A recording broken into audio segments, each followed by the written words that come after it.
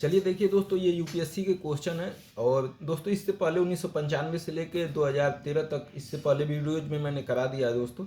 और ये जो दोस्तों वीडियोज है इसमें हमने पॉलिटी, हिस्ट्री और जो है सीसेट का भी क्वेश्चन कराया है 1995 से 2023 तक। दोस्तों इस चैनल को सब्सक्राइब कर लीजिए, आपको अगर ऐसे ही वीडियोज देखना है तो आईएएस की तैयारी करनी है निःशुल्क, तो बिल्कुल सब्सक्राइब कर लीजिए दोस्तों। ज़्यादा समय नुकसान न करते हुए मेन फोकस पर आते हैं। 79 सवाल, भारतीय अर्थव्यवस्था के संदर्भ में खुला बाजार प्रचलन किसे निर्दिष्ट करता है? खुला बाजार प्रचलन दोस्तों किसे निर्दिष्ट करता है? खुला बाजार प्रचलन अनुसूचित बैंकों द्वारा आरबीआई से ऋण लेना, वाणिज्यिक बैंकों द्वारा उद्योग और व्यापार क्षेत्र को ऋण देना, आरबीआई द्वारा सरकारी प्रतिभूतियों का क्रय और विक्रय। उपयुक्त में से कोई नहीं। क्या होगा दोस्तों 79 का बताइए। खुले बाजार की क्रिया दोस्तों क्या है?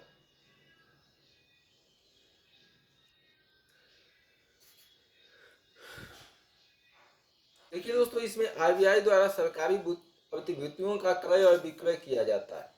समझ रहे हैं? खुले बाजार की क्रिया में प्रतिभूतियों का, सरकारी प्रतिभूतियों का आरबीआई बेचती और खरीदती है। ठीक है। तो खुला बाजार परिचालन रिजर्व बैंक का एक कार्य प्रणाली है जिसके द्वारा रिजर्व बैंक सरकारी प्रतिभूतियों का क्रय विक्रय करता है। अल्प अवधि के ब्याज दर को नियंत्रण में रखना और रुपयों का पूर्ति का नियंत्रण ही इसका मुख्य उद्देश्य होता है। खुले बाजार की क्रिया का मुख्य उद्देश्य दोस्तों क्या है? अल्प अवधि के ब्याज दर को नियंत्रण में रखना। ब्याज का जो दर है वो नियंत्रित रहे, बहुत ज़्यादा और बहुत कम ना हो। और रुपये का पूर्ति का नियंत्रण ही हो सकता है। रुपये का जो पूर्ति है मार्केट में वो जो है कम बेसी ज़्यादा ना हो। ज़्यादा हो जाएगी तो मुद्रास्फीति हो जाएगा दोस्तों। तो इसलिए खुले बाजार की क्रिया करता है आरबीआई। बाजार में मुद्रा आपूर्ति को प्रभावित करने और ब्याज दर में वांछित प्रवृत्ति को प्राप्त करने के लिए ओएमओ 3 प्रमुख मौद्रिक साधनों आरक्षित अनुपात नीतिगत दरों के अलावा में से एक है। बांड की कीमतों और ब्याज दरों के बीच एक विपरीत संबंध है। बांड की कीमत और ब्याज दरों के बीच। इस प्रकार ओएमओ के माध्यम से बांड की खरीद बांड की कीमत बढ़ाती है दोस्तों। बांड की जो खरीद होती है बांड की कीमत बढ़ाती है और दरों को कम करती है। खुले बाजार की खरीद से मुद्रा आपूर्ति में वृद्धि होती है। इस प्रकार मुद्रा का कम मूल्यवान हो जाती है जिसके परिणाम स्वरूप मुद्रा बाजार के दरों में कमी आती है। प्रतिकूलात्मक कृति होती है। रेपो दर, रिवर्स रेपो, सीमांत अस्थायी सुविधा दर और बैंक दर जैसे मौद्रिक उपकरण नीतिगत दरें हैं, जबकि सीआरआर और एसएलआर आरक्षित अनुपात है। ये रखना होता है दोस्तों अपने बैंकों को अपने पास और जो है आरबीआई के पास। तो इसकी बातें समझ में आ गई होगी दोस्तों। अगला दोस्तों, 12वीं पंचवर्षीय योजना का मुख्य उद्देश्य क्या था दोस्तों? पहला, समावेशी विकास और गरीबी न्यूनीकरण। दूसरा, समावेशी एवं धारणीय विकास। सी, बेरोजगारी घटाने हेतु धारणीय एवं समावेशी विकास। डी, तीव्रतर धारणीय एवं ज्यादा समावेशी विकास। 12वीं पंचवर्षीय योजना का उद्देश्य क्या था दोस्तों? ऑप्शन डी होगा दोस्तों, तीव्रतर धारणीय एवं ज्यादा समावेशी विकास। ठीक है। 2012 से 17 तक चली थी दोस्तों। सतत और अधिक समावेशी विकास के लिए लाया गया था। 81, सीमांत अस्थायी सुविधा दर तथा निवल मांग और सावधि देयता पदबंध कभी कभी समाचारों में आते रहते हैं। उनका प्रयोग किसके संबंध में किया जाता है? सीमांत अस्थायी सुविधा दर, निवल मांग और सावधि देयताएं उपबंध कभी कभी समाचार में आते रहते हैं। उनका प्रयोग किसके संबंध में किया जाता है? बैंक कार्य के, युद्ध कौशल के, संचार नेटवर्किंग के, कृषि उत्पाद की पूर्ति एवं मांग के। बताइए दोस्तों। सीमांत अस्थायी सुविधा दर वह दर है जिस पर बैंक अनुमोदित सरकारी प्रतिभूतियों के प्रति रिजर्व बैंक ऑफ इंडिया से रात भर के लिए धन उधार लेते हैं।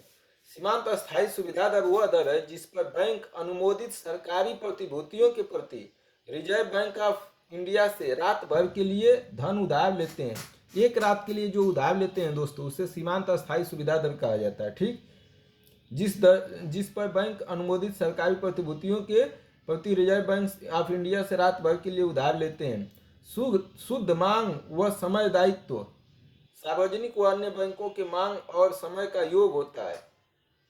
अन्य बैंकों का शुद्ध दायित्व पाने के लिए अन्य बैंकों के साथ संपत्ति को घटाया जाता है। तो इसका बैंक का कार्य है दोस्तों। सीमांत अस्थायी सुविधा दर ऑप्शन ए हो जाएगा 81 का। अगला दोस्तों, भारत की अर्थव्यवस्था के संदर्भ में निम्नलिखित कथनों पर विचार करें। पिछले दशक में, पिछले 10 वर्षों में वास्तविक सकल घरेलू उत्पाद की वृद्धि दर लगातार बढ़ी है। दूसरा ऑप्शन, बाजार मूल्य पर रुपए में सकल घरेलू उत्पाद पिछले एक दशक में लगातार बढ़ा है। एक दशक दोस्तों 5 वर्ष का हमें आंकड़ा रखना चाहिए, ऐसा पूछ दे रहा है कभी कभी दोस्तों। इसमें केवल 20 सही है। बाजार मूल्य पर रुपए सकल घरेलू उत्पाद पिछले एक दशक में लगातार बढ़ा है दोस्तों। ये 2015 का क्वेश्चन है दोस्तों, 2015 के हिसाब से देखिएगा, न कि अभी। वर्ष 2008 में मंदी के कारण भारतीय अर्थव्यवस्था की वृद्धि दर अगले वर्षों के लिए 8.9 से घटकर 5.6 हो गई थी। वृद्धि दर में गिरावट तो आई थी, परंतु ऋणात्मक अवस्था में नहीं पहुंची थी। अतः बाजार मूल्यों पर जीडीपी गत एक दशक से साल दर साल बढ़ती जा रही है। केवल बी हो जाएगा दोस्तों। पिछले दशक में वास्तविक सकल घरेलू उत्पाद की वृद्धि दर लगातार नहीं बढ़ी है, 2008 में गिरावट आ गई थी। हम बाजार मूल्य पर रुपए के सकल घरेलू उत्पाद पिछले एक दशक में लगातार बढ़ा है। 83, एक संकल्पना के रूप में मानव पूंजी निर्माण की बेहतर व्याख्या उस प्रक्रिया के रूप में की जाती है जिसके द्वारा मानव पूंजी निर्माण की बेहतर व्याख्या किससे की जाती है? किसी देश के व्यक्ति अधिक पूंजी का संचय कर पाते हैं, देश के लोगों की ज्ञान कौशल स्तर और क्षमताओं में शुद्ध वृद्धि हो पाती है। तीसरा, गोचर धन का संचय हो पाता है। और चौथा, अगोचर धन का संचय हो पाता है। मानव पूंजी निर्माण किसे कहते हैं दोस्तों? मानव को पूंजी में बदलना। इसका दोस्तों ऑप्शन हो जाए देश के लोगों के, दूसरा ऑप्शन, देश के लोगों के ज्ञान कौशल स्तर और क्षमता में वृद्धि हो पाना। जितना लोग पढ़े लिखे होंगे, कौशल युक्त होंगे, उतना वो जो है पूंजी पैसा कमाएंगे और पूंजी का निर्माण करेंगे। तो दूसरा ऑप्शन सही हो जाएगा दोस्तों। उसके बाद चौथा, अगोचर धन का संचय हो पाता है। इससे क्या हो जाएगा दोस्तों? अगोचर धन जो है उसका संचय हो पाएगा। किसी देश के व्यक्ति, पहला दिया है किसी देश के व्यक्ति अधिक पूंजी का संचय कर पाते हैं, इसका कोई मतलब नहीं है दोस्तों मानव पूंजी निर्माण से। पहला गलत है। तीसरा, गोचर धन का संचय हो पाता है, यह भी गलत है दोस्तों। 2 और 4 सही है, ऑप्शन सी सही होगा दोस्तों, ऑप्शन सी। इसके बारे में थोड़ा सा पढ़ लीजिए दोस्तों। 83 होता क्या है दोस्तों? देखिए, किसी देश का सबसे बड़ा और सबसे मूल्यवान संपत्ति मानव संसाधन है। किसी देश का आर्थिक विकास और समृद्धि उस राष्ट्र के नागरिकों की गुणवत्ता पर निर्भर करती है। शिक्षा में निवेश को मानव पूंजी का एक प्रमुख स्रोत माना जाता है। इसके अतिरिक्त स्वास्थ्य में निवेश, कार्य के दौरान प्रशिक्षण, प्रबंधन तथा सूचना आदि मानव पूंजी निर्माण के अन्य स्रोत हैं। मानव पूंजी अदृश्य होती है, दिखाई नहीं देती है, अर्थात अगोचर धन का संचय। अगोचर मतलब दिखाई न देना, गोचर मतलब दिखाई देना, अगोचर मतलब दिखाई न देना। तो मानव पूंजी नहीं दिखाई देने वाली धन का संचय होती है। एक व्यक्ति के लिए स्वास्थ्य और शिक्षा भूमि और पूंजी की तुलना में अधिक महत्वपूर्ण है। स्वास्थ्य और शिक्षा जो है भूमि और पूंजी से अधिक महत्वपूर्ण है। तो आपको ये बातें समझ में आ गई होगी दोस्तों। 84 का देखिए, 84 का क्या दिया है? कभी कभी समाचारों में आने वाले पद व्यापारी छूट दर, मर्चेंट डिस्काउंट रेट को निम्नलिखित में से कौन सा सबसे सही स्पष्ट करता है? यह किसी बैंक द्वारा किसी व्यापारी को उस बैंक के डेबिट कार्ड के माध्यम से भुगतान स्वीकार करने के लिए दिया जाने वाला प्रोत्साहन है। यह बैंक द्वारा अपने ग्राहकों को वस्तुओं और सेवाओं के क्रय हेतु वित्तीय लेन देन के लिए डेबिट कार्ड का उपयोग करने पर वापस दी जाने वाली राशि है। और सी वाला ऑप्शन है दोस्तों, यह बैंक द्वारा किसी व्यापारी पर अपने ग्राहक के डेबिट कार्ड से भुगतान लेने पर लगाया जाने वाला शुल्क है। डी वाला है, यह सरकार द्वारा व्यापारियों को अपने ग्राहक से पॉइंट ऑफ सेल POS मशीनों और डेबिट कार्ड के माध्यम से डिजिटल भुगतान को बढ़ावा देने के लिए दिया जाने वाला प्रोत्साहन है। बताइए 84 में क्या होगा? व्यापारिक छूट दर किसी व्यापारी पर बैंक द्वारा लगाया जाता है दोस्तों। व्यापारी छूट दर किसी व्यापारी पर बैंक द्वारा लगाया जाता है। जब बैंक ग्राहक उस व्यापारी को भुगतान अपने डेबिट कार्ड से करता है तो यह एक प्रकार का शुल्क होता है दोस्तों। ठीक है, तो इसका ऑप्शन क्या हो जाएगा दोस्तों? सी। यह बैंक द्वारा किसी व्यापारी पर अपने ग्राहक से डेबिट कार्ड से भुगतान लेने पर लगाया जाने वाला शुल्क है दोस्तों। एमडीआर में लागू है दोस्तों। वर्तमान में यह ऑनलाइन लेन देन और क्यूआर कोड आधारित लेन देन के लिए लागू है। प्रत्येक लेन देन के लिए व्यापारी द्वारा भुगतान की जाने वाली राशि को 3 हितधारकों के बीच वितरित किया जाता है। लेन देन को सक्षम करने वाला बैंक, बिक्री बिंदु, मशीन स्थापित करने वाला विक्रेता और कार्ड नेटवर्क प्रदाता जैसे वीजा, मास्टर। ये दोस्तों जो सरकारी कार्ड यूज करते हैं ना हम लोग, जैसे यूनियन बैंक का हम यूज करते हैं, तो उस पर नहीं कटता है पैसा दोस्तों। लेकिन अभी मैंने IDFC बैंक का जो प्राइवेट बैंक है उसका मैंने यूज किया दोस्तों, तो उस पर पैसा कटने लगा। तो वही कह रहा है कि पैसा लगता है दोस्तों, समझ रहे हैं। कभी कभी व्यापारी छूट दर इसी बोलते हैं दोस्तों, मर्चेंट डिस्काउंट रेट, उस पर आपको जो है देना पड़ता है पैसा। अब जो लोग सरकारी यूज कर रहे होंगे उनको तो पता होगा कि यार सब छूटे छूट है, लेकिन प्राइवेट बैंक दोस्तों तुरंत जो है फटाफट 3-4 बार से अधिक आपने लिया तो तुरंत जो है पैसा काटना चालू कर देते हैं। डिजिटल भुगतान के संदर्भ में निम्नलिखित कथनों पर विचार कीजिए। भीम ऐप उपयोग करने वालों के लिए यह ऐप यूपीआई सक्षम बैंक खाते से किसी को धन का हस्तांतरण करना संभव बनाता है। जहां एक चिप पिन डेबिट कार्ड दूसरा है, जहां एक चिप पिन डेबिट कार्ड में प्रमाणीकरण के 4 घटक होते हैं, भीम ऐप में प्रमाणीकरण के सिर्फ 2 घटक होते हैं। बताइए दोस्तों, भीम ऐप में सिर्फ 2 घटक होते हैं। 85 का दोस्तों पहला ऑप्शन सही है दोस्तों। भीम ऐप उपयोग करने वाले के लिए यह ऐप यूपीआई सक्षम बैंक खाते में किसी भी धन को हस्तांतरण करना संभव बनाता है। पहला सही है दोस्तों। इसमें दो वाला बोला है ना दोस्तों, ये गलत है। भीम ऐप को प्रधानमंत्री नरेंद्र मोदी द्वारा 30 सितंबर 2016 को लॉन्च किया गया था। 2016 में इस ऐप में प्रमाणीकरण के 3 घटक होते हैं। भीम ऐप को उपयोग करने के लिए एक device, mobile number, Bhim app को उपयोग करने के लिए एक डिवाइस चाहिए, मोबाइल नंबर चाहिए, किसी बैंक का खाता नंबर से लिंक होने तथा निजी पिन जो 4 अथवा 6 अंकों का होना, नंबर से लिंक होने तथा अनिवार्य है 6 या 4 अंक का। भीम ऐप बिना इंटरनेट का भी काम करता है दोस्तों। भीम ऐप बिना इंटरनेट का भी काम करता है, जानते रहिए। ये बोला है कि 2 घटक होते हैं, पिन का 2 घटक नहीं दोस्तों, 4 या 6 घटक, इसलिए ऑप्शन ए सही हो जाएगा, दूसरा ऑप्शन गलत हो जाएगा। अगला दोस्तों, निम्नलिखित में से कौन भारत के सभी एटीएम को जोड़ता है? भारतीय बैंक एसोसिएशन, भारतीय प्रतिभूति निक्षेप limited, national securities depository limited, भारतीय भुगतान निगम, national payment corporation of India, भारतीय रिजर्व बैंक। बताइए दोस्तों कौन एटीएम को जोड़ता है दोस्तों? 86 का बताइए। भारतीय राष्ट्रीय भुगतान निगम दोस्तों, भारतीय राष्ट्रीय भुगतान, national payments corporation of India, C. ये दोस्तों जो है भारतीय राष्ट्रीय भुगतान निगम जो है, निगम भारतीय रिजर्व बैंक द्वारा स्थापित एक निगम है। इसको आरबीआई ने स्थापित किया, जिसे भारत के विभिन्न भुगतान प्रणालियों के लिए एक मातृ संस्था के रूप में कल्पित किया जाता है। मतलब ये दोस्तों कोई तो संस्था होनी चाहिए ना, जिसे आप यूनियन बैंक में भेज रहे हैं, एसबीआई में भेजना है, तो कोई संस्था होनी चाहिए ना, तो यही है संस्था। 2008 में स्थापित किया गया था दोस्तों, किसको? भारतीय राष्ट्रीय भुगतान निगम को। मुख्यालय मुंबई में है। 15 अक्टूबर 2009 से यह संस्था भारत में सभी एटीएम को जोड़ता है। इस संस्था के विभिन्न उत्पादों में national financial switch, interbank mobile भुगतान सेवा, IMPS, RuPay card, cheque traction system, Aadhaar inbuilt payment system प्रमुख है। 87 का दोस्तों देखिए, 87 का पूंजी पर्याप्तता अनुपात, CAR पूंजी पर्याप्तता अनुपात वह राशि है जिसे बैंक को अपनी निधियों के रूप में रखना होता है, जिससे वे यदि खाता धारक द्वारा देयता का भुगतान नहीं करने में कोई हानि होती है तो उसका प्रतिकार कर सके। CAR का निर्धारण प्रत्येक बैंक द्वारा अलग अलग किया जाता है। CAR क्या है दोस्तों? पूंजी पर्याप्तता अनुपात इसको बोलते हैं दोस्तों।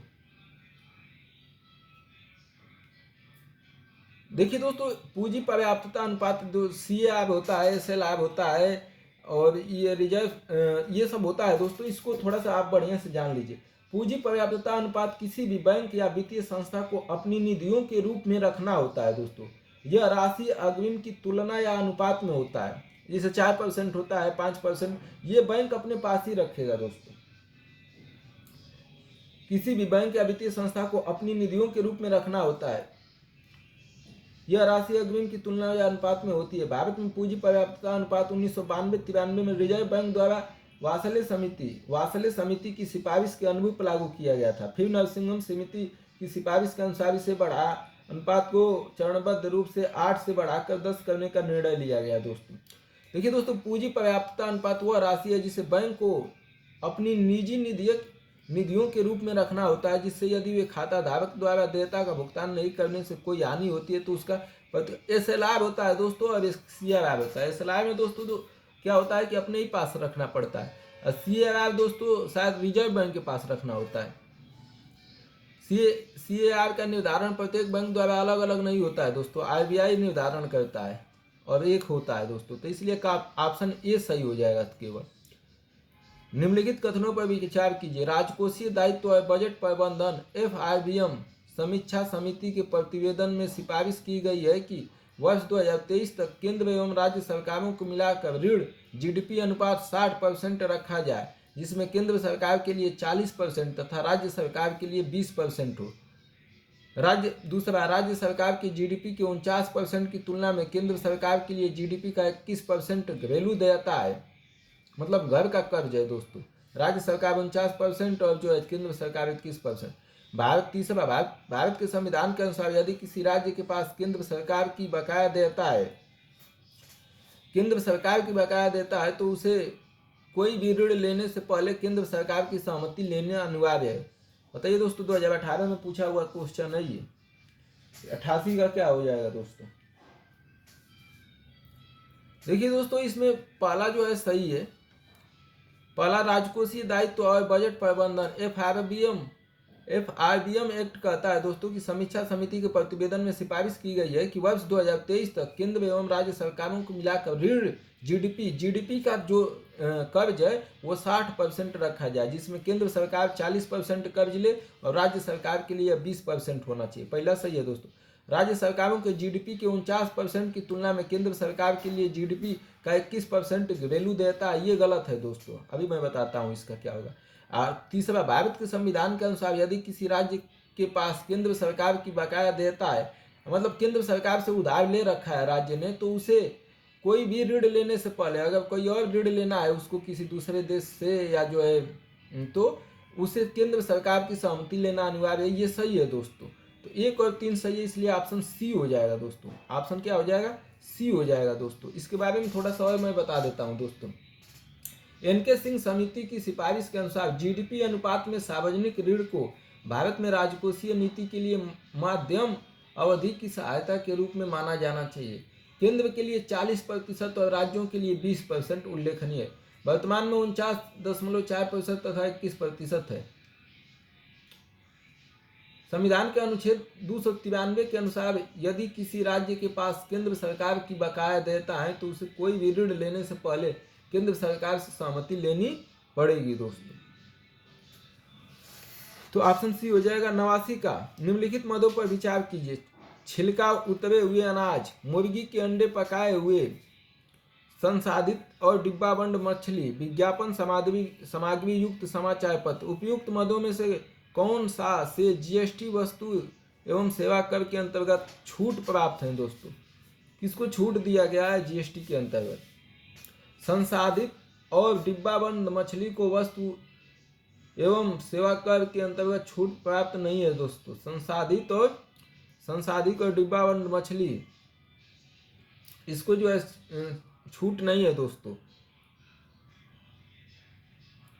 तो GST के अंतर्गत छूट प्राप्त है दोस्तों। तो किसको छूट प्राप्त है? छिलका उतारे हुए अनाज को प्राप्त है दोस्तों। इसके बाद मुर्गी के अंडे पकाए हुए, इसको भी GST के अंतर्गत छूट है। और चौथा, विज्ञापन सामग्री युक्त समाचार पत्र, इसको भी छूट है।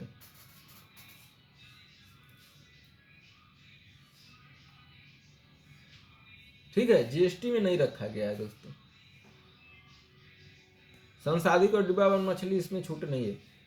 90 दोस्तों, प्रवासी तत्वों द्वारा दी जा रही ऑनलाइन विज्ञापन सेवाओं पर भारत द्वारा 6% समकरण कर लगाए जाने के निर्णय के संदर्भ में निम्नलिखित, मतलब अप्रवासी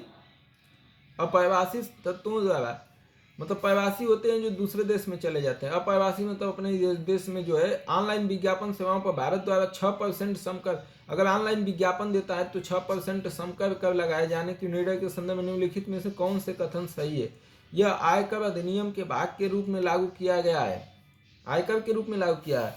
दूसरा, भारत के विज्ञापन सेवाएं देने वाली अप्रवासी तत्व अपने गृह देश में दोहरे कराधान से बचा समझौते के अंतर्गत टैक्स क्रेडिट का दावा कर सकते हैं। बताइए दोस्तों क्या होगा 90 का? इसमें दोस्तों दोनों गलत है दोस्तों। डिजिटल इकोनॉमिक से उत्पन्न चुनौतियों का सामना करने के लिए 1 जून 2016 को इक्वालाइजेशन लेवी नाम की एक नया लेवी पेश किए गई। इस बजट में लेवी वित्त अधिनियम 2016 में एक नए अध्याय के रूप में पेश किया गया। अनिवासी इस कर के क्रेडिट का दावा करने के नहीं होंगे। अनिवासी जो मतलब यहाँ निवास नहीं करते हैं, भारत के नागरिक हैं लेकिन कहीं दूसरी जगह निवास करते हैं, वो ये दावा नहीं करते, इसलिए उनके लिए अतिरिक्त लागत बन सकता है दोस्तों। इसका डी ऑप्शन हो जाएगा, दोनों में से कोई सही नहीं। 91 का दोस्तों, उच्च बचत वाली अर्थव्यवस्था होते हुए भी किस कारण पूंजी निर्माण महत्वपूर्ण उत्पादन वृद्धि में परिणत नहीं हो पाता? हम लोग उच्च बचत कर रहे हैं, हमारे पास पैसा बहुत बचत हो रहा है, फिर भी हम पूंजी के निर्माण में महत्वपूर्ण उत्पादन वृद्धि में परिणत नहीं हो पा रहा है। पूंजी निर्माण हम नहीं कर पा रहे हैं। पहला, ए कमजोर प्रशासन तंत्र, बी निरक्षरता, सी उच्च जनसंख्या घनत्व, डी उच्च पूंजी उत्पाद अनुपात। बताइए दोस्तों 91 का क्या होगा? देखिए दोस्तों, इसमें हो जाएगा उच्च पूंजी उत्पाद अनुपात। हमें जो पूंजी लग रही है उत्पादन करने में वो ज़्यादा लग जा रही है, तो हम बचत करके भी नहीं बचत कर पा रहे हैं। यदि किसी राष्ट्र का तकनीकी विकास निम्न स्तर का है तथा कौशल क्षमता कमजोर है तो ऐसी स्थिति में वहाँ आर्थिक विकास निम्नगामी होगी, भले ही वहाँ की मौद्रिक बचत अच्छी क्यों न हो।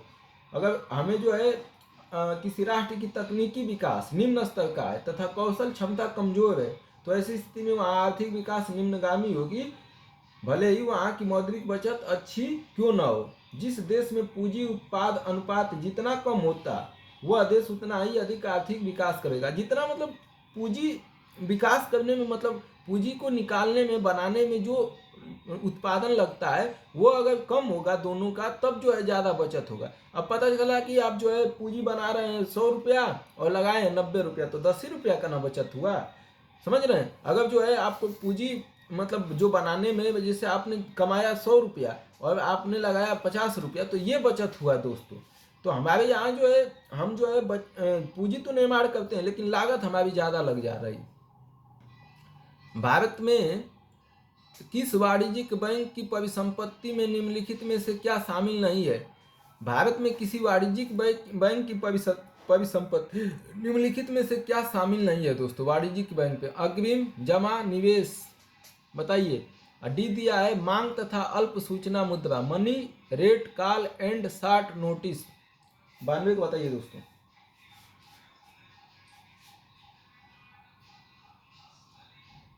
का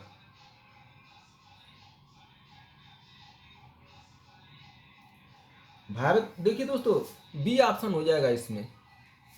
92 का दोस्तों जमा हो जाएगा, जमा। भारत में किसी वाणिज्यिक बैंक की परिसंपत्ति में केवल अग्रिम निवेश और मांग तथा अल्प सूचना मुद्रा, तरलता और लाभप्रदता, केंद्रीय बैंक में नगद बिलों की छूट, जमा प्रमाण पत्र, ऋण विशेष जमा, 1 वर्ष में या उससे कम की परिपक्वता हेतु सरकारी प्रतिभूति, इसमें जमा शामिल नहीं है दोस्तों। ये सब शामिल है दोस्तों, अग्रिम शामिल है, निवेश शामिल है, मांग, अल्प सूचना मुद्रा, तरलता, लाभप्रदता, केंद्रीय बैंक के नगद बिलों की छूट, तो इसमें जमा शामिल नहीं है दोस्तों, बाकी सब शामिल है। 93 का भारत के संदर्भ में मुद्रा संकट के जोखिम को कम करने में निम्नलिखित में से किन कारणों का योगदान हो सकता है? अगर हमारा भारत का रुपया है, अगर वो संकट को कम करने में कौन कौन जो है इसमें उपयोगी हो सकते हैं? भारत के आईटी सेक्टर के विदेशी मुद्रा अर्जन करना, आईटी सेक्टर से विदेशी मुद्रा का अर्जन करना, सरकारी व्यय के बढ़ने का। दूसरा, तीसरा दिया है विदेशस्थ भारतीयों द्वारा भेजे गए धन का। मुद्रा संकट को, मुद्रा अगर हमारी कम है या जो है अवमूल्यन हो गया है तो नहीं, अवमूल्यन नहीं, मुद्रा स्फीति है, तो हम कैसे उसको कम कर सकते हैं मुद्रा की जोखिम को दोस्तों? 93 का बताइए। आईटी सेक्टर के विदेशी मुद्रा अर्जन तथा विदेश में रहने वाले भारतीयों द्वारा धन भेजने से मुद्रा संकट के जोखिम को कम करने में सहायता मिले। अगर दूसरे देश से हमारे देश में पैसा आएगा दोस्तों तो हमारा मुद्रा संकट कम होगा कि नहीं होगा? होगा ना। अब विदेशस्थ भारतीयों द्वारा भेजे गए धन से भी होगा। अगर विदेश में कोई रहता है और धन भेजता है उससे भी होगा दोस्तों। सरकारी व्यय के बढ़ने से दोस्तों मुद्रा संकट बढ़ेगा। अगर सरकारी खर्चों में अगर सरकारी खर्च ज़्यादा होगा तो मुद्रा संकट क्या होगा? बढ़ेगा। लेकिन अगर भारत के आईटी सेक्टर की विदेशी मुद्रा का अर्जन होता है आईटी सेक्टर से, समझ रहे हैं, और विदेश में रहने वाले लोग भारत में पैसा भेजते हैं तो ये दोनों मुद्रा संकट को कम करेगा। तो बी ऑप्शन हो जाएगा दोस्तों। सार्वजनिक क्षेत्रक बैंक के अध्यक्षों का चयन कौन करता है दोस्तों? बैंक बोर्ड ब्यूरो, भारतीय रिजर्व बैंक, केंद्रीय वित्त मंत्रालय, और डी संबंधित बैंक का प्रबंधन। सार्वजनिक क्षेत्रक बैंकों के अध्यक्षों का चयन कौन करता है? 94। बैंक बोर्ड ब्यूरो दोस्तों, बैंक बोर्ड ब्यूरो जो है सरकारी क्षेत्र के बैंकों तथा वित्तीय संस्थानों में पूर्णकालिक निदेशकों तथा गैर कार्यकारी अध्यक्ष के चयन एवं नियुक्ति हेतु उत्तरदायी होता है। ब्यूरो उपयुक्त स्तरों के निदेशक मंडल की नियुक्ति, पुष्टि अथवा उनके कार्यकाल का विस्तार करने और उनकी सेवा समाप्त करने संबंधी मामलों से सरकार को सलाह देता है। सेवा भी समाप्त करने में दोस्तों मामलों में सरकार को सलाह देता है। तो ए ऑप्शन हो जाएगा दोस्तों। सलाह देता है और नियुक्ति भी करता है, चयन करता है। 95 का निम्नलिखित कथनों पर विचार कीजिए। पेट्रोलियम और प्राकृतिक गैस नियामक board, petroleum and natural gas regulatory board, PNGRB Bharat सरकार द्वारा स्थापित प्रथम नियामक निकाय है। PNGRB का एक कार्य गैस के लिए प्रतियोगी बाजार को सुनिश्चित करना है। PNGRB के निर्णयों के विरुद्ध अपील विद्युत अपील अधिकरण के समक्ष जाती है। बताइए दोस्तों क्या होगा? 95 का दोस्तों।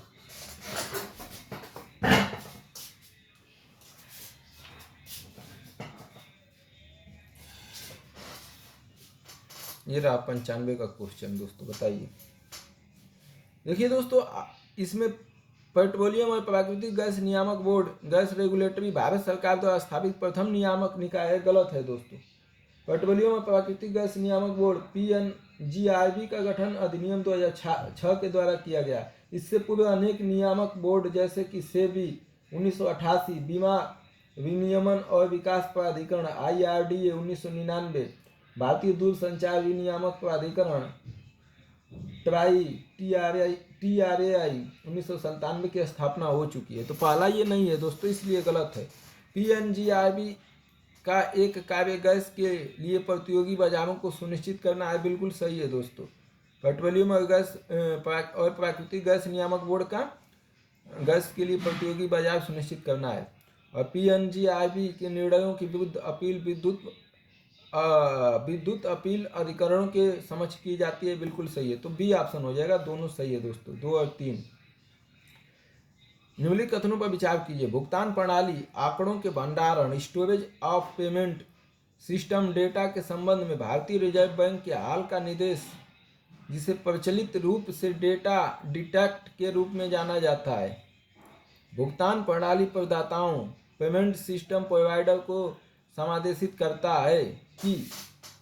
देखिए दोस्तों, भुगतान प्रणाली आंकड़ों के भंडारण भुगतान प्रणाली से जो आंकड़े जमा होते हैं दोस्तों, आंकड़ों के भंडारण के संबंध में भारतीय रिजर्व बैंक के हाल का निर्देश, जिसे प्रचलित रूप से डेटा डिटेक्टर के रूप में जाना जाता है, भुगतान प्रणाली प्रदाताओं पेमेंट सिस्टम प्रोवाइडर को समादेशित करता है दोस्तों।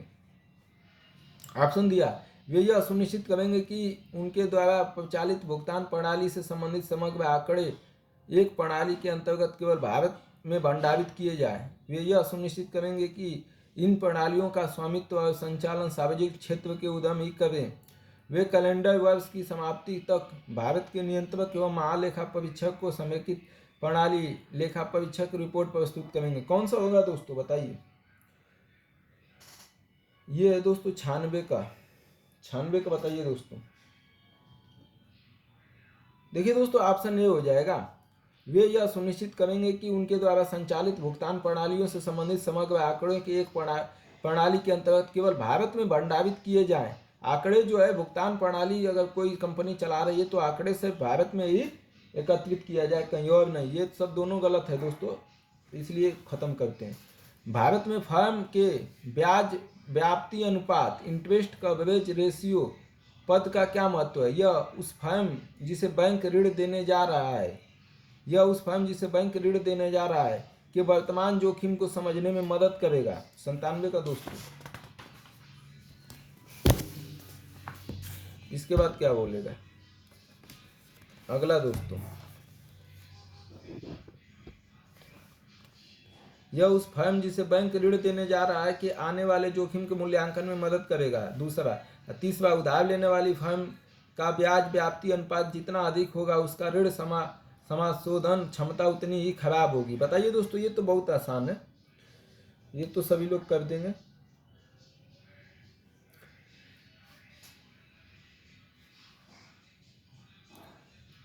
देखिए दोस्तों, 97 का एनसीईआरटी कक्षा 12 लेखा पुस्तक की पुष्टि भी करता है दोस्तों। एक उच्च ब्याज कवरेज अनुपात ऋण पर ब्याज की सुरक्षा सुनिश्चित करता है दोस्तों। जितना हम ब्याज जो है वो चुकाएगा उतना ब्याज कवरेज अनुपात ब्याज की सुरक्षा सुनिश्चित करता है। तीसरा कथन गलत है दोस्तों। ब्याज कवरेज अनुपात को देखकर हम एक फर्म के वर्तमान जोखिम को पहचान कर सकते हैं, इससे अच्छा राजस्व नहीं मिल रहा है। तीसरा ऑप्शन गलत है दोस्तों। क्या हो जाएगा इसमें? पहला और दूसरा सही है दोस्तों। उधार लेने वाली फर्म का ब्याज व्याप्ति अनुपात जितना अधिक होगा उसमें ऋण समाशोधन क्षमता उतनी ही खराब होगी। ये हम नहीं पता लगा सकते हैं दोस्तों। बाकी दोनों यह उस फर्म के बैंक ऋण देने जा रहा है आने वाले जोखिम का मूल्यांकन कर सकते हैं, तो ये सही है दोस्तों। चलिए देखिए दोस्तों, 98वां क्वेश्चन देखिए दोस्तों। भारतीय अर्थव्यवस्था के संदर्भ में निम्नलिखित कथनों पर विचार कीजिए। भारतीय अर्थव्यवस्था के संदर्भ में निम्नलिखित कथनों पर क्या करना है? विचार करना। वाणिज्यिक पत्र अल्पकालिक प्रतिभूति रहित वचन पत्र है। जमा प्रमाण पत्र भारतीय रिजर्व बैंक द्वारा किसी निगम को निर्गत किया जाने वाला दीर्घकालिक पत्र है। तीसरा, शीघ्रावधि द्रव्य कॉल मनी अंतर बैंक लेन देन के लिए प्रयुक्त अल्प अवधि का वित्त है। और चौथा, शून्य coupon bond zero coupon bond अनुसूचित व्यापारिक बैंकों द्वारा निगमों को निर्गत किए जाने वाले ब्याज सहित अल्पकालिक बांड है। इसमें से कौन सा ऑप्शन सही होगा दोस्तों? आपको बताना है। 98 का दोस्तों बताइए।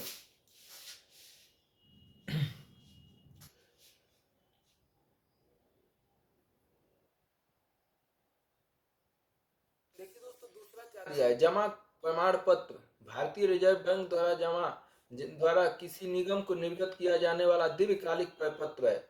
जमा प्रमाण पत्र दोस्तों ये दीर्घकालिक नहीं है दोस्तों। जमा प्रमाण पत्र ये भारतीय रिजर्व बैंक द्वारा किसी निगम को निर्गत किए जाने वाला दीर्घकालीन प्रपत्र नहीं है दोस्तों। 60 का लघुकालीन प्रपत्र है। तो ये ऑप्शन गलत हो जाएगा दोस्तों। ये क्या है? सर्टिफिकेट ऑफ डिपॉजिटरी एक शॉर्ट टर्म डेट इंस्ट्रूमेंट है दोस्तों। ये गलत हो जाएगा दोस्तों।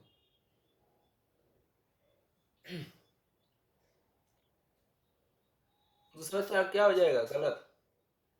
पहला दोस्तों, वाणिज्यिक पत्र अल्पकालिक प्रतिभूति रहित वचन पत्र है। बिल्कुल, वाणिज्यिक पत्र अल्प रहित प्रतिभूति रहित वचन पत्र है। पहला सही है दोस्तों। तीसरा, शीघ्रावधि द्रव्य कॉल मनी अंतर बैंक लेन देन के लिए प्रयुक्त अल्प अवधि का वित्त है। यह भी सही है दोस्तों। शून्य कूपन बांड अनुसूचित वाणिज्यिक बैंकों द्वारा निगमों को निर्गत किया जाने वाला ब्याज सहित अल्पकालिक बांड है। ये गलत है दोस्तों। शून्य कूपन बांड ये भी गलत है। ऑप्शन सी हो जाएगा दोस्तों 98 का। कॉल मनी इंटर बैंक लेन देन के लिए एक अल्पकालिक वित्त है, जो सही है दोस्तों। तो इसका ऑप्शन सी हो जाएगा। 99 का देखिए दोस्तों। भारतीय अर्थव्यवस्था के संदर्भ में निम्नलिखित में से कौन से गैर वित्तीय ऋण में सम्मिलित है? गैर वित्तीय ऋण में सम्मिलित है परिवार का बकाया गृह ऋण, परिवारों का बकाया गृह ऋण, क्रेडिट कार्डों पर बकाया राशि, राजकोषीय बिल। गैर वित्तीय ऋण में सम्मिलित है दोस्तों। मतलब ऋण जो है गैर वित्तीय है। वित्त से संबंधित नहीं है। तो बताइए 99 का कौन सा होगा दोस्तों?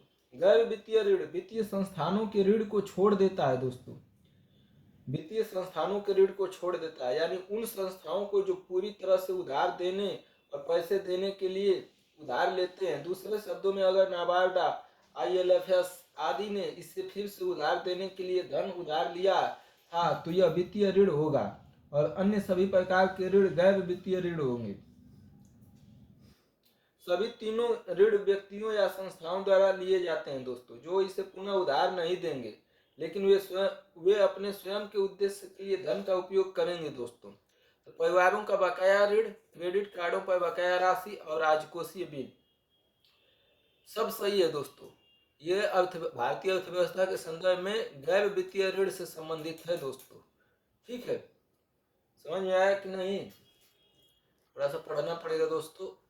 अभी हम थोड़ा सा खत्म कर लें दोस्तों इसको, इसके बाद इकोनॉमी को बढ़िया से पढ़ाएंगे हम, पॉलिटी को भी। तो थोड़ा ये खत्म कर लेते हैं कि 28 वर्षों में जो क्वेश्चन पूछे गए हैं उनको खत्म कर लेते हैं, बस ज़्यादा नहीं है। इकोनॉमी बचा हुआ है दोस्तों, और पर्यावरण का सेक्शन है, और भूगोल का 2-3 दिन में खत्म हो जाएगा दोस्तों, बहुत जल्दी।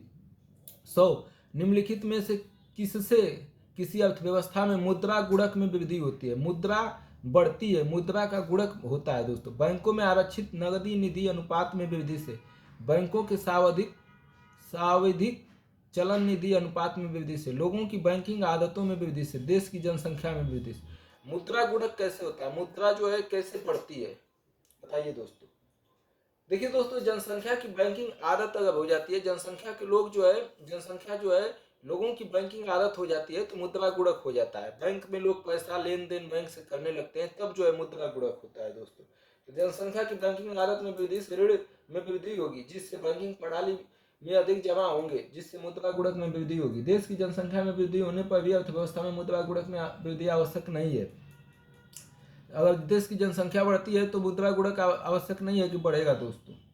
मुद्रा गुणक का आकार जनता के मुद्रा अनुपात CR, केंद्रीय बैंक में आवश्यक आरक्षित अनुपात RRR और वाणिज्यिक बैंकों के अतिरिक्त आरक्षित अनुपात ERR द्वारा निर्धारित किया जाता है। ये अनुपात जितने कम हो गए, मुद्रा गुणक उतना ही अधिक होगा। समझ रहे हैं? और मुद्रा गुणक का आकार जनता के मुद्रा अनुपात, केंद्रीय बैंक में आवश्यक आरक्षित अनुपात, वाणिज्यिक बैंकों के अतिरिक्त आरक्षित अनुपात द्वारा निर्धारित किया जाता है। ये अनुपात जितने कम होंगे, मुद्रा गुणक उतना ही अधिक होगा। गुणक का आरक्षित अनुपात में के साथ व्युत्क्रम संबंध होता है। मुद्रा गुणक बराबर होता है दोस्तों 1/, आरक्षित अनुपात। अगला क्वेश्चन देखते हैं दोस्तों। तो इसमें क्या हो जाएगा दोस्तों? Option C.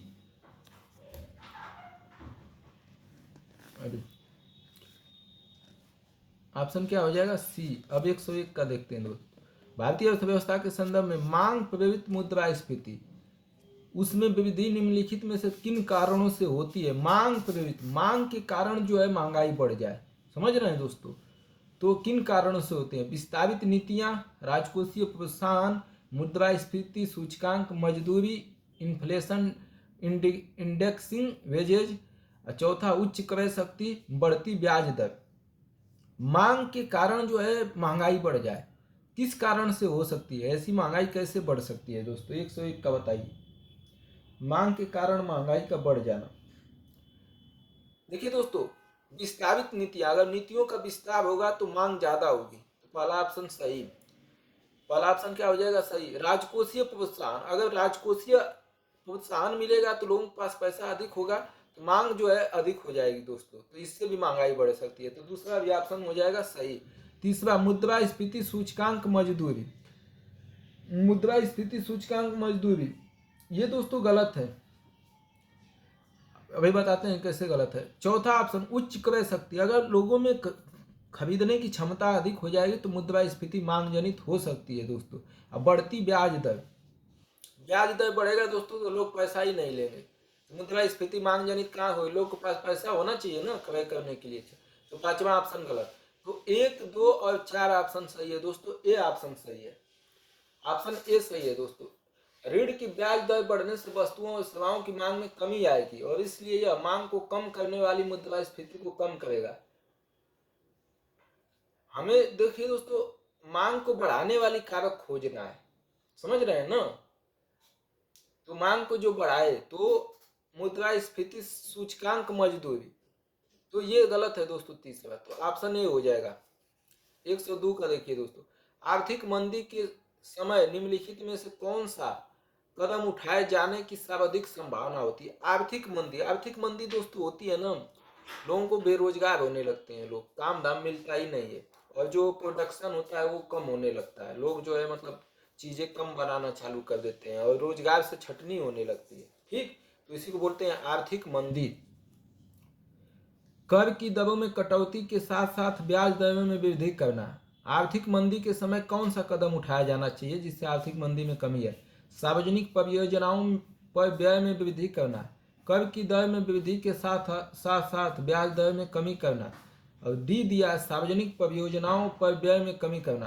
दोस्तों आर्थिक मंदी में दोस्तों लोगों के पास पैसा भी कम हो जाता है, लोगों के पास पैसा ही नहीं होता है, बेरोजगार होने लगते हैं। तो अगर आर्थिक मंदी को दूर करना है तो इनमें से कौन सी उपाय करेंगे आप दोस्तों। देखिए दोस्तों, लोगों को पैसा देना पड़ेगा हमें, लोगों को पैसा सरकार कैसे दे सकती है। सार्वजनिक परियोजनाओं पर व्यय में वृद्धि करेगी, तो सार्वजनिक जो चीजें हैं उस पर पैसा लगाएगी तो लोगों के पास पैसा जाएगा, इसलिए ऑप्शन बी हो जाएगा। आर्थिक मंदी वह दौर होता है जब देश की अर्थव्यवस्था में मांग एवं आपूर्ति दोनों में कमी आ जाती है। मांग भी नहीं रहेगी और मांग नहीं होगी तो आपूर्ति होगी नहीं,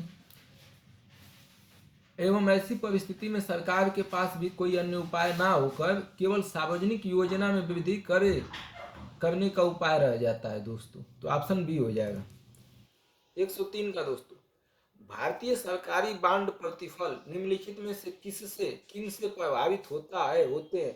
भारतीय सरकारी बांड प्रतिफल, सरकारी जो बांड होता है वो किन से प्रभावित होता है दोस्तों। पहला, यूनाइटेड स्टेट्स फेडरल रिजर्व की कार्रवाई से। दूसरा, भारतीय रिजर्व बैंक की कार्रवाई से। तीसरा, मुद्रास्फीति एवं अल्पावधि ब्याज दर से। बताइए दोस्तों क्या ऑप्शन होगा। भारतीय रिजर्व, सरकारी बांड जानते हैं ना दोस्तों, बांड होता है, बांड कंपनी और सरकार के लिए पैसा जुटाने का एक माध्यम होता है दोस्तों। सरकार को अगर पैसा लेना होगा तो बांड जारी करती है, ठीक है। बांड से जुटाए गए पैसा कर्ज की श्रेणी में आता है दोस्तों। बांड से मिलने वाले रिटर्न को यील्ड कहा जाता है।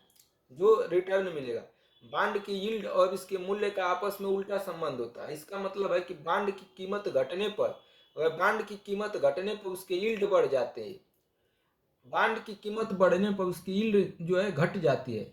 बांड यील्ड पे अमेरिकी कंपनियों द्वारा भारतीय निजी बाजार में पैसा निकाले जाने, रिजर्व बैंक द्वारा नियमित करने और मुद्रास्फीति अल्पावधि ब्याज दर में बदलाव से प्रभावित होता है। तीनों से प्रभावित होता है दोस्तों। देखिए, United state federal reserve bank अगर अपना ब्याज दर बढ़ा देगा दोस्तों, तो जो निवेशक हैं बांड में पैसा लगाए हैं वो बांड से पैसा निकाल कर तुरंत जो है ब्याज अधिक पैसा कमाने के लिए वो यूनाइटेड अमेरिका में लगा देंगे, तो प्रभावित होगा कि नहीं, बांड कम बिकेगा, या जो है बिका हुआ बांड जो है खत्म हो जाएगा। तो ये पहला ऑप्शन सही। भारतीय रिजर्व बैंक की कार्रवाई, रिजर्व बैंक जो है अगर ब्याज दर बढ़ा दे, कम कर दे, तो उसका भी प्रभाव हो जाएगा दोस्तों बांड खरीदने और नहीं खरीदने में, तो यह भी हो जाएगा। मुद्रास्फीति एवं अल्पावधि ब्याज दर, मुद्रास्फीति, अगर महंगाई बढ़ जाएगी तो लोगों के पास पैसा ही नहीं रहेगा, तो वो बांड जो है खरीदेंगे नहीं, तो इसका भी प्रभाव पड़ेगा। तीनों ऑप्शन हो जाएगा, डी ऑप्शन हो जाएगा दोस्तों, डी ऑप्शन हो जाएगा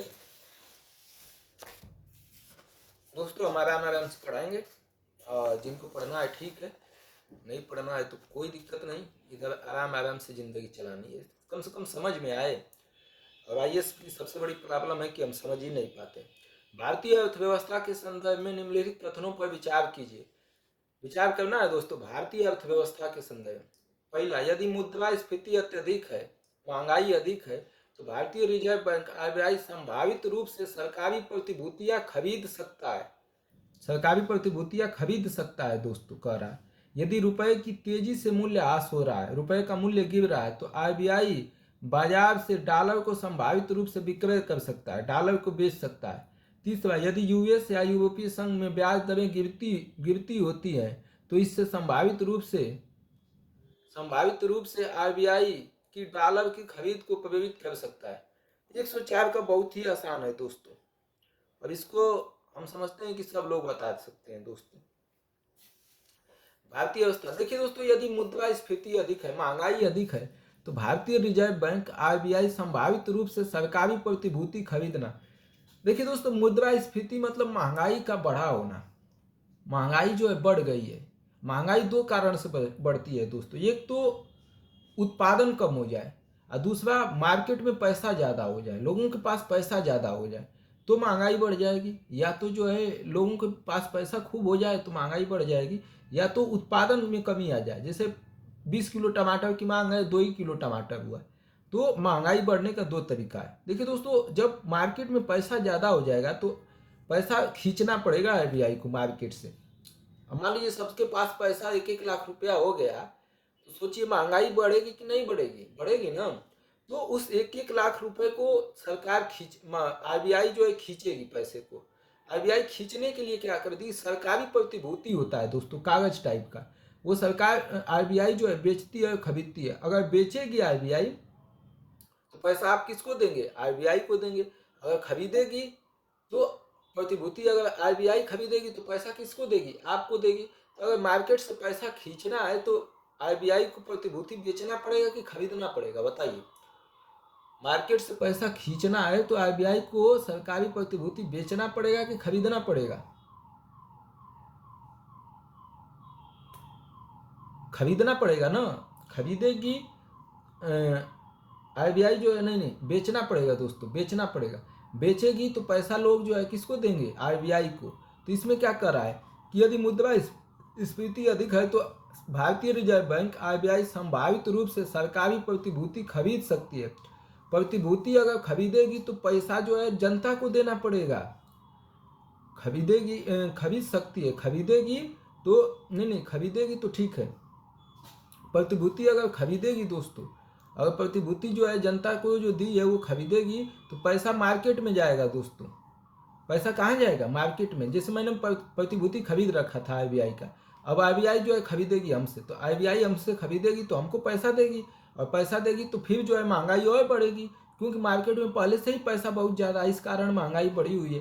और फिर हमको पैसा जनता मार्केट में, बाजार में फिर पैसा आरबीआई डालेगी तो और महंगाई बढ़ेगी। तो इसलिए पहला ऑप्शन हो जाएगा गलत। यदि रुपए का तेजी से मूल्य ह्रास हो रहा है, मूल्य गिर रहा है रुपए का, समझ रहे हैं ना? मूल्य गिरने का मतलब जैसे 10 रुपया में आप 10 गोभी खरीद रहे थे, लेकिन मूल्य गिरने का मतलब हुआ कि अब 10 रुपया में गए तो 5 गोभी मिल रहा है, क्योंकि अब मूल्य जो है गिर गया रुपए का। तो आरबीआई बाजार में डॉलरों का संभावित रूप से विक्रय कर सकती है, डॉलर को बेच सकती है। दोस्तों, मूल्य को नियंत्रित करने में डॉलर जो है काम करता है अमेरिका का। तो डॉलर अगर अधिक हो जाएगा मार्केट में तो मूल्य जो है नियंत्रित होने लगेगा, मूल्यह्रास में कमी आ जाएगी। तो ये ऑप्शन सही हो जाएगा दोस्तों। तीसरा, यदि यूएस से अमेरिका या यूरोपीय संघ में ब्याज दरें गिरती है, ब्याज जो है कम हो जाता है, तो इससे संभावित रूप से RBI, reserve bank of India, dollar की खरीद को प्रभावित हो सकती है, डॉलर खरीद सकती है। बिल्कुल दोस्तों, मुद्रास्फीति को, अगर अर्थव्यवस्था में मुद्रास्फीति है उसको कम करना है तो ब्याज दरें अगर गिर जाएगा यूरोपीय देशों में तो अमेरिका में डॉलर खरीद लेगी, ताकि हमारी जब मुद्रास्फीति आए तो हम मार्केट में डाल के मुद्रास्फीति को कम कर सके। तो ऑप्शन 2 और 3 सही हो जाएगा दोस्तों, बी सही हो जाएगा। ठीक है, कोई दिक्कत?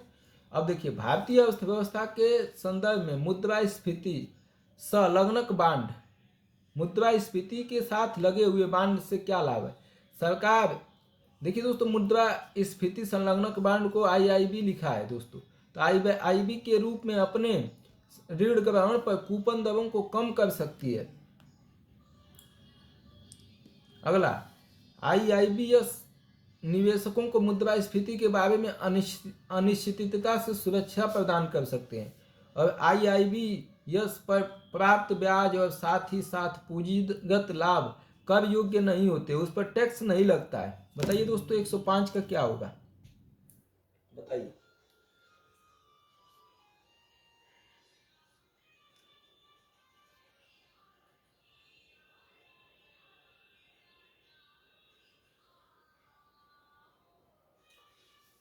देखिए दोस्तों, सरकार आईआईबी के रूप में अपने ऋण ग्रहण पर कूपन दरों को कम कर सकती है। बिल्कुल दोस्तों, सही है। मुद्रास्फीति संलग्नक बांड में दोस्तों वो अपने कूपन दरों को कम कर सकती है दोस्तों। दूसरा, आईआईबीएस निवेशकों को मुद्रास्फीति के बारे में अनिश्चितता से सुरक्षा प्रदान करता है। अगर मुद्रास्फीति ज़्यादा होगा कम होगा तो उस अनुसार जो है आपको मुद्रास्फीति संलग्नक बांड जो है देगा। अगर मुद्रास्फीति ज़्यादा होगा तो आपको नुकसान नहीं होगा, कम हो जाएगा तब भी आपको लाभ नहीं होगा। मतलब एक इसमें नुकसान होने का आपका वो नहीं होता, अनिश्चितता से सुरक्षा होती है, समझ रहे हैं ना। तो ये भी ऑप्शन सही है दोस्तों।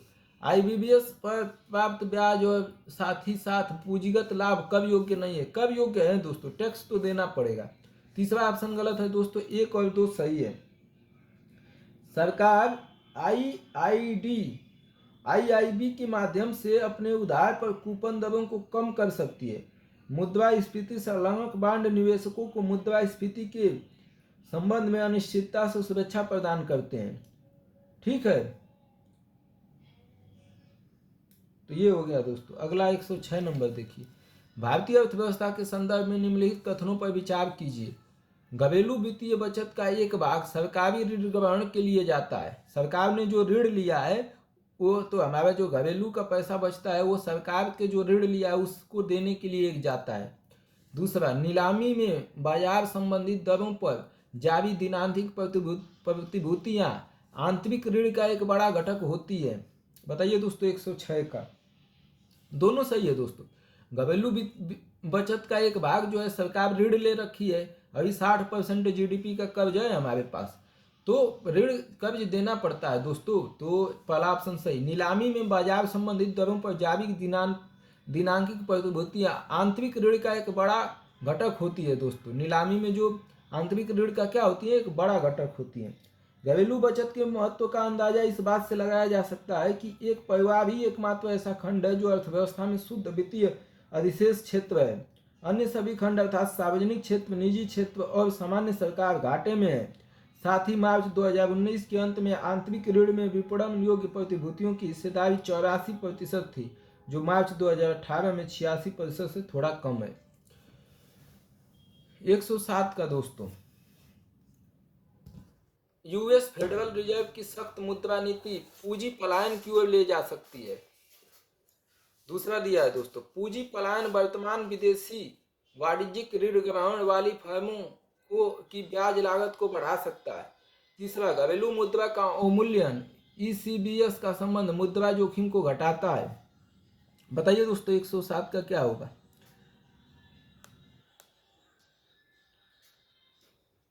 एक 107 का क्या होगा?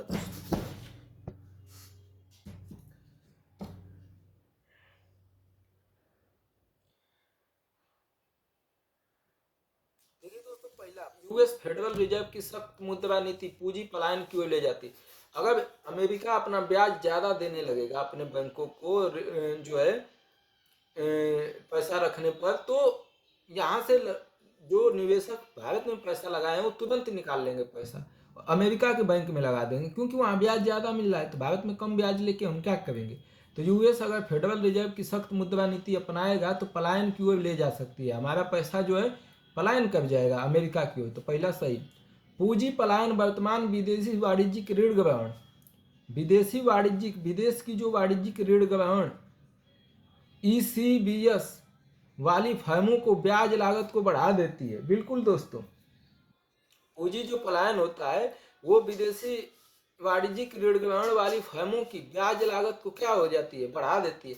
ब्याज लागत कैसे बढ़ जाएगा दोस्तों? हमारा जो है मूल्य जो है थोड़ा सा गिरावट आ जाएगा, इसलिए ब्याज उन्हें अधिक देना पड़ेगा।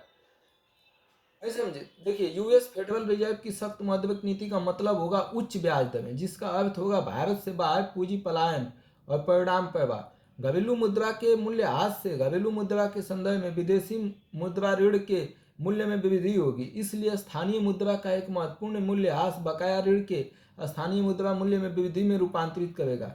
नतीजन इसमें घरेलू कर्जदारों को कर्ज चुकाने की क्षमता में गिरावट आएगी। ध्यान दें कि बाहरी वाणिज्यिक उधार ईसीबी विदेशी मुद्राओं में एक प्रकार का ऋण है जो अनिवासी उधारकर्ताओं द्वारा किया जाता है दोस्तों। तो घरेलू मुद्रा अवमूल्यन ईबीसी का संबंध मुद्रा जोखिम को घटाता नहीं है दोस्तों, बढ़ा देता है। तीसरा गलत है, 1 और 2 सही है, इसलिए ऑप्शन ए।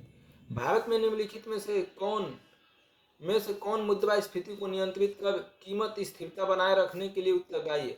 मुद्रास्फीति को कौन नियंत्रित करता है दोस्तों? उपभोक्ता मामलों का विभाग, व्यय प्रबंधन आयोग, वित्तीय स्थिरता और विकास परिषद RBI। बताइए दोस्तों, ये काम RBI का है दोस्तों। भारतीय रिजर्व बैंक जो है मुद्रास्फीति को नियंत्रित करता है, महंगाई को नियंत्रित करता है, पैसा मार्केट में डालता है, मार्केट से पैसा सोखता है, और इस तरीके से जो है रिजर्व बैंक जो है क्या करता है, RBI और अन्य केंद्रीय बैंक की एक महत्वपूर्ण भूमिका मूल्य स्थिरता, कम और स्थिर मुद्रास्फीति प्राप्त करने में, आर्थिक उतार चढ़ाव के प्रबंधन में मदद करने के लिए मौद्रिक नीति का संचालन करता है। यह एक आसान सवाल था। तो ये सवाल बहुत आसान था दोस्तों, प्रश्न आसान था। Non fungible tokens NFTs, non fungible tokens के संदर्भ में निम्नलिखित कथनों पर विचार कीजिए। वे भौतिक परिसंपत्तियों के अंकीय निरूपण, डिजिटल रिप्रेजेंटेशन का सुकर बनाती हैं। वे अनन्य क्रिप्टोग्राफिक टोकन्स हैं जो किसी ब्लॉकचेन में विद्यमान हैं। तीसरा, उनका तुल्यता पर व्यापार या अधिनियम किया जा सकता है और इसलिए उनका वाणिज्यिक लेन देन के माध्यम के रूप में इस्तेमाल किया जा सकता है। बताइए दोस्तों 109 का क्या होगा। देखिए दोस्तों, ये भौतिक परिसंपत्तियों के अंकीय निरूपण, डिजिटल रिप्रेजेंटेशन को सुकर बनाती है। नॉन फंजिबल टोकन्स होता है दोस्तों, जो एक कोड होता है, बस उसी से काम चल जाता है। तो ये ऑप्शन सही हो जाएगा दोस्तों। दूसरा, वे अनन्य क्रिप्टोग्राफिक टोकन्स है जो किसी ब्लॉकचेन में विद्यमान होते हैं। ये भी सही है दोस्तों, क्रिप्टोग्राफिक टोकन है जो ब्लॉकचेन में विद्यमान होता है। तीसरा, उनका तुल्यता पर व्यापार या विनिमय किया जा सकता है और इसलिए उनका वाणिज्यिक लेन देन के माध्यम के रूप में इस्तेमाल किया जा सकता है। ये गलत है दोस्तों, वाणिज्यिक लेन देन के रूप में इस्तेमाल नहीं किया जा सकता है। देखिए दोस्तों, एक नॉन फंजिबल टोकन NFT एक अद्वितीय डिजिटल संपत्ति है। ये क्या है? अद्वितीय डिजिटल संपत्ति है जो वास्तविक दुनिया की वस्तुओं जैसे कला, वीडियो क्लिप, संगीत और बहुत कुछ के स्वामित्व का प्रतिनिधित्व करती है। NFT उसी ब्लॉकचेन तकनीकी का उपयोग करती है जो क्रिप्टो करेंसी को शक्ति प्रदान करती है, लेकिन ये मुद्रा नहीं है दोस्तों, ये मुद्रा नहीं है। इसका उपयोग वाणिज्यिक लेन देन के माध्यम के रूप में नहीं किया जा सकता है। तो दोस्तों ये रहा UPSC का इकोनॉमी का ये प्रश्न। और दोस्तों आगे जो है आगे अभी और बचा हुआ है दोस्तों इकोनॉमी का, ये 2023 से 28 वर्ष का रहा दोस्तों प्रश्न। इसके बाद योजना एवं आर्थिक विकास से जो इकोनॉमी में प्रश्न पूछा है उसको हम देख लेंगे दोस्तों। और ये कम से कम इसमें पूछा है दोस्तों 28 वर्षों के दौरान जो है 152 प्रश्न। इसके बाद दोस्तों 152 प्रश्न देखने के बाद हमारा लग रहा है कि खत्म ही हो जाएगा।